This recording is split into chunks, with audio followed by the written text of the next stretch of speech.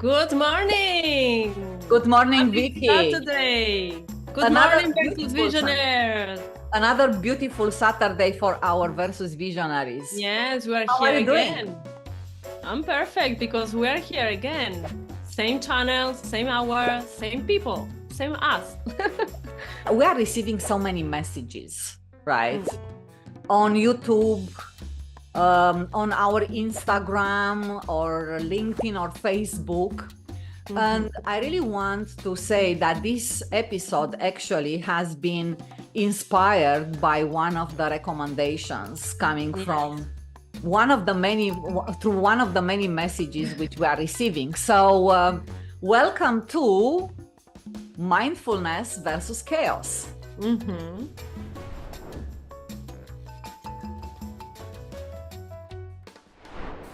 So when you think about, this, Vicky, what is in your mind? Let's see. When we talk about mindfulness and chaos, I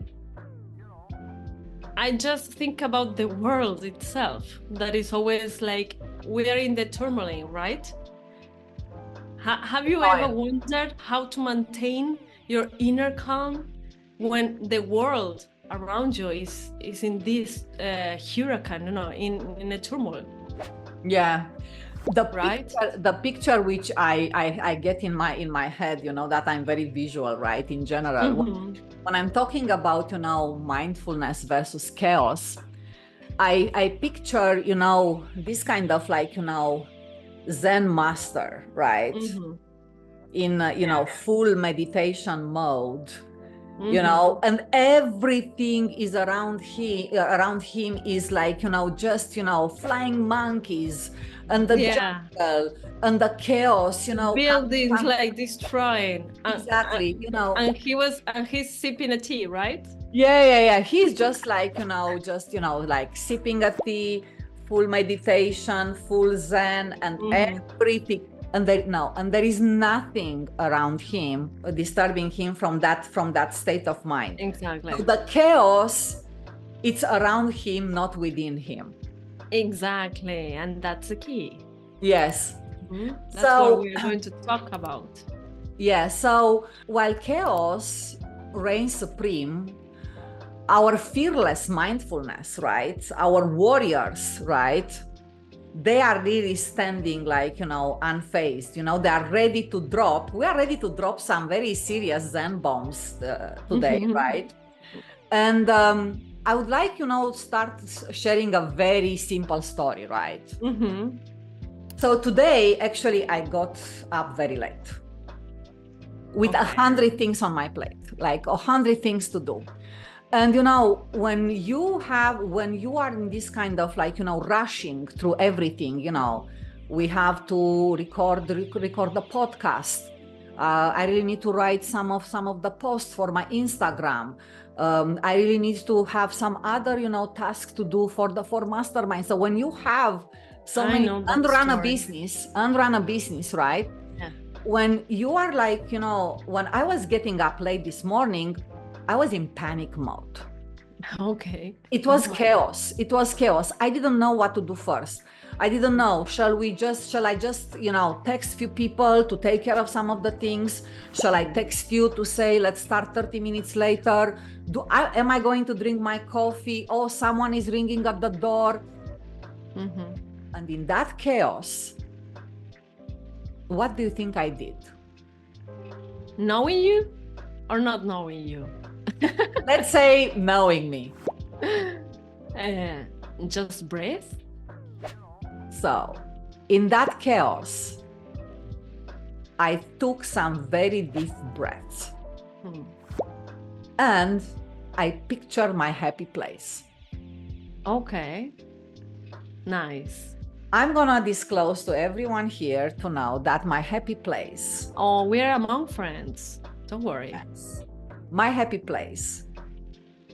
It's a very wild beach on an island in Caribbean. Nice. Well, actually, when I picture myself there, I have my surfboard next to me. The water is still dripping because I just had a very good surf. and I'm really watching the ocean and the waves, you know, crashing on land. That for me, it's my happy place. So when I'm in chaos, to really center myself in a very short, simple meditation is like, Beautiful. Breathe, close my eyes, my happy place. What is yours when you are in chaos, Vicky? What you do? Well, you know, this is our versus too, because our story is different. You come from the city, right? Yeah, I'm a city girl. You are a city girl. I'm a countryside girl. Yes, I had the privilege of growing up in the countryside, surrounded by nature and animals, and almost not noise at all. You know, the singing of the birds and the barking of my dogs were like my daily life. So when I grew up and I started traveling to the city to study at university, I started encountering this chaos, this city, you know. The streets were crowded and a lot of noise everywhere, hornings.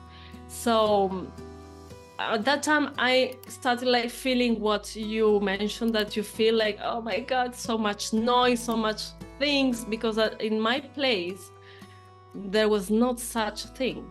We were always like quiet. I grew up as a calm and quiet soul, you know. Oh, that's beautiful. That's beautiful. But I remember this episode of starting traveling to the city. So when I was 21, I initiated myself in the Reiki practice. I became a Reikist. So I remember one day, my master, Dora, gave me a huge piece of advice about chaos, because I was like, oh, okay, master, I need to meditate because all this sound, I need to focus the things that we need to like be in our center to feel the energy, yes, and receive the messages from the other side. So I was like panicked because I don't know how to meditate. I cannot stay like this for 1 hour in silence, you know. So I remember she said, Vicky, you need to learn to meditate, even on a bus. Oh, yes. There will always be noise and chaos in the world, always. You cannot wait until you find a quiet and relaxing place to feel like balanced, and to feel that you have all the things around you to start meditating and become a monk, you know. You need to do it even with the chaos surrounding you. And this phrase is, it took me so much, like, oh my God, I need to remember this. And until this day, even when I go to the street, I remember her words. And I said, okay, remember that you need to find that balance inside of you. The world is not going to change. So you need to go inside and find that balance. So it's similar to what you do, but I just close my eyes. When I feel that I'm getting nervous, for example, I go to the subway, and the subway is always crowded. And just when I feel that I'm getting nervous, you know, and I notice it, and I said, okay, let's remember that I need to feel, I need to find that inner balance inside of me. So I just close my eyes, I breathe deeply, and I remember that inside of me there is always peace. Yes, yes. Because, you know, mindfulness, it's not about stopping the chaos, right?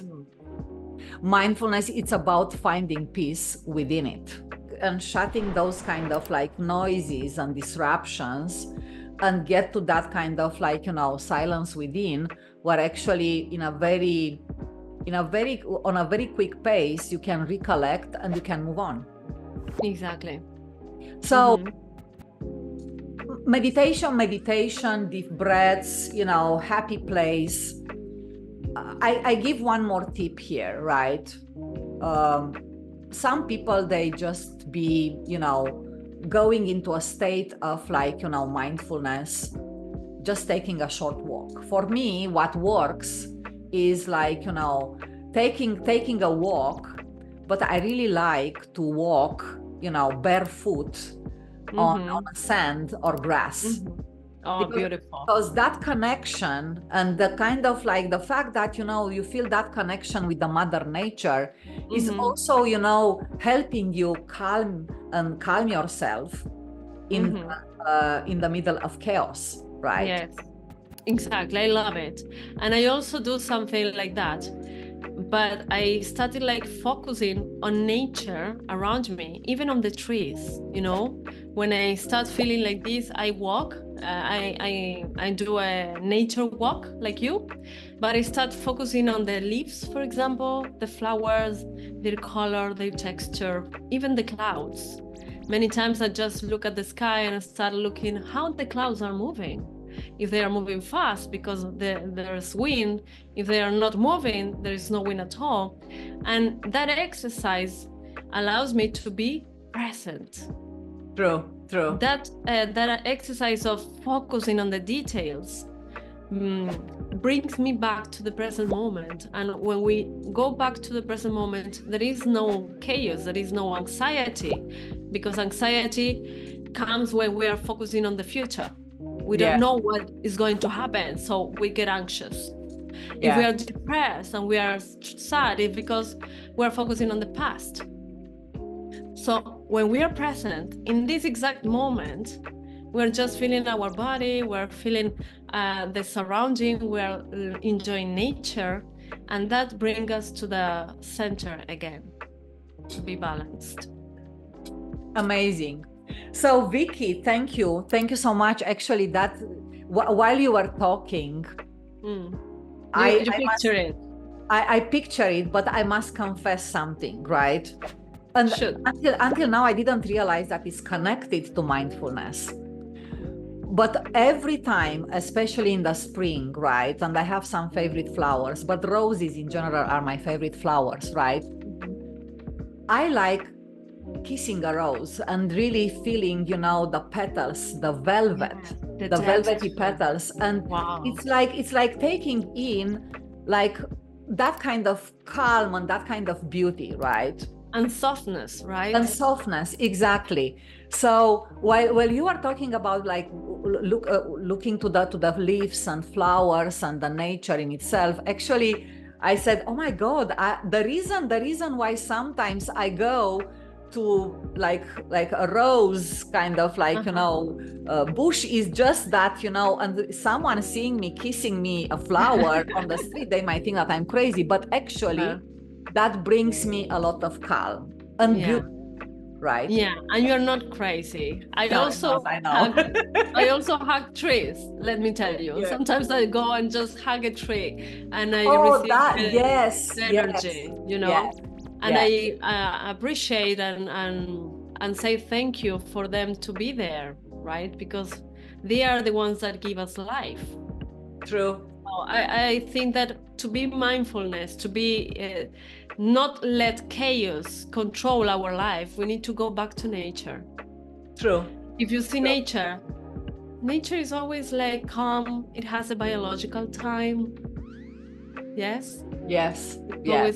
Trees are always there. Grounding. Yes, grounding. Yes. So Vicky, what kind of message the universe is telling us about the chaos or the mindfulness in our life? It's telling us exactly the same, Today, in these days, we have the waning moon in Taurus. Okay, what that means? Taurus represents the earth. It's the energy that connects to the earth and to our body that belongs to the earth, right? So Taurus talks about enjoying life, enjoying the present moment, enjoying our senses. Yes, when we talk about Taurus, we can talk about how something feels, the velvety of a rose, the smell of a rose. If we eat something we really like, how does it taste, So Taurus talks about the senses, and the waning moon always invite us to go inside of us, because the phases of the moon are 4, and the waning moon is the last one. When the moon, after being full, with all the power and all her light, starts like going inside again and is preparing itself to go to the black moon, to the black mooning that is called. So in a waning moon, we have like an opportunity to go inside, to start reflecting on ourselves, to take time. And in Taurus, invite us to take our biological time, to respect our senses, to respect that sometimes life has other times for processes that we don't accept. Many times we want to do something quickly, we want to get something now, and life does not work like that. There are processes. So we can enjoy this slow and steady and nurturing energy to take some time and to look for that peaceful place inside of us in order for us to be prepared for the external chaos, right? Amazing. Amazing. So if we are about to ask a call for action, right, from our versus visionaries, what I'm thinking that we would love to see in the comments on YouTube, what is your place of mindfulness? What are you doing in order to find that kind of peace in the midst of the chaos, right? Yeah, their strategies, so that we can learn new strategies too, right? Exactly, we can learn new strategies. Or tell us if any of our tips, right, are helpful to you. But give us, ideas. What else you are doing, in order to really find mindfulness and practice mindfulness in the midst of the chaos. So by next Saturday, subscribe, like, dislike. We value your comments and your recommendations and feedback. We'll always read them. Yes. And Vicky, it's a pleasure, my friend. It's a pleasure as usual, Kira. So see you next Saturday. Same channel, same time. And by then, harmonize your contrasts. Ciao. Bye-bye. Bye.